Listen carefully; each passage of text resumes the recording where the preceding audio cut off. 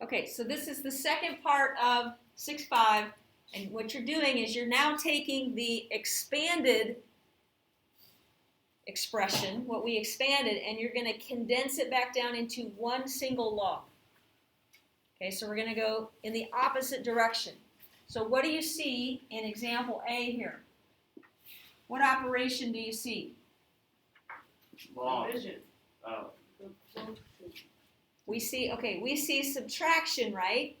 And we know from yesterday that when we had a quotient, we expanded it as subtraction. So I'm going to put this back together. Notice the log bases are the same, which they should always be the same. So it's still going to be log base 4. And then I'm going to make a quotient out of this. Since 7 is the first term, it goes in the numerator. So I would say that's log base 4 of 7/10, 7 over 10.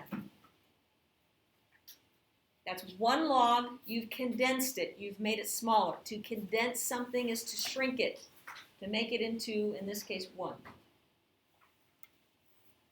So letter B, that's subtraction also. This time it's a natural log. It doesn't matter what log base it is, or if it's a natural log, you just keep that part the same. That's never going to change.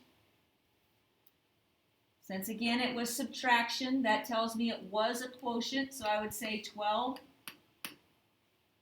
over 4. Now this one they're going to ask you to simplify. You know, the whole goal in doing some of this is to be able to evaluate or simplify. So we can actually do the division here. What is 12 over 4? 3. 3. So you could actually simplify that and say that's going to be the natural log of 3. Wait, so this is all we do? Yeah.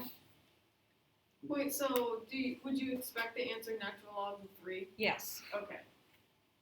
Now over here, we can't simplify 7 over 10. We just leave that fraction the way it is. I mean, you can't just be a decimal. What's that? You can't just be a decimal.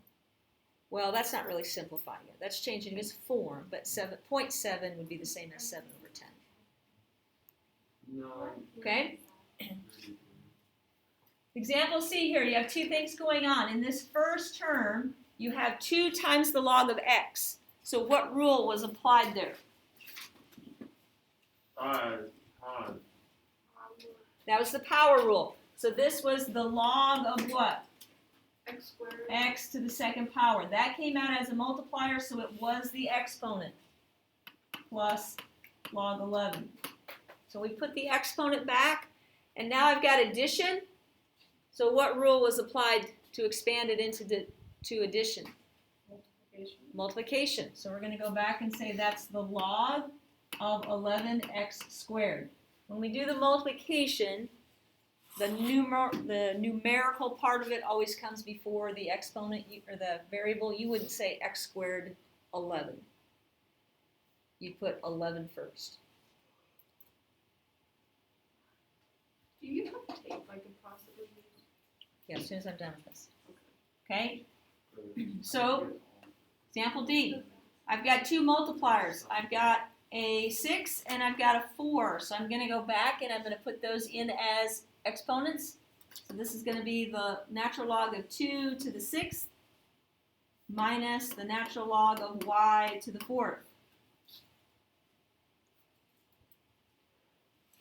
Now this is like letter B, where I have 2 to the 6th. Can I evaluate 2 to the 6th? I can. What is 2 to the 6th? 2 times 2 times 2 times 2 times 2 Well? times 2 times 2. 64, that's right. So this would be the natural log of 64 minus the natural log of y to the 4th. And now I want to condense the subtraction, so I'm going to say that's the natural log of what? 64 over y to the 4th. 64 over y to the 4th, yes. I have a question. Yes. You know what I don't understand? How, okay, so you know how the ln or whatever is natural log? Yes. Why isn't it nl? That's a good question. It confuses me because that thing comes on, it looks, to me that looks like n instead of ln, and then you say natural log and I just get all confuzzled. Yeah, a lot of these will trace back to the original language, so we might have to go back to that. Did it used to be log natural? I don't know. I'd have to look into that. I'm gonna look into that. I'll ask Mrs. Bell between classes today if she has any idea. Does L and Okay, for E, I've got multipliers out front, so I'm going to put those back as exponents first. Again, a lot of you will do this all in one step. Just be careful that you don't forget a value.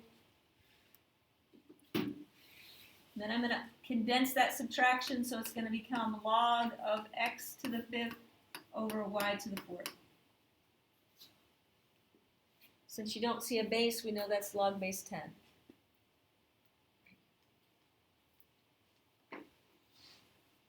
Okay, the last one out here, I've got a multiplier on two of them.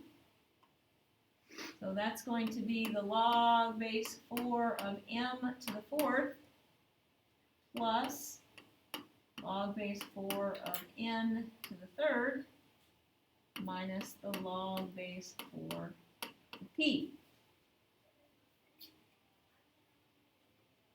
Okay, we're going to go in the order that it's in. So I've got addition first. These are going to be multiplied together. So it's going to be the log base 4 of m to the 4th times n to the 3rd. And then we've got subtraction there, so it's going to be divided by p.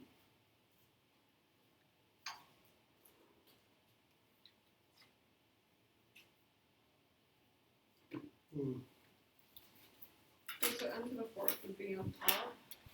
M to the 4th and n to the 3rd would both be on top. That product would be at the numerator.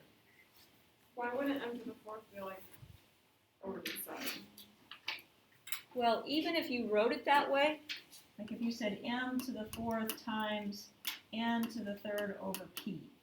Yeah. This is over 1, right? Yeah. So when you multiply straight across into one fraction, you would get that anyway, right? Yeah. Okay.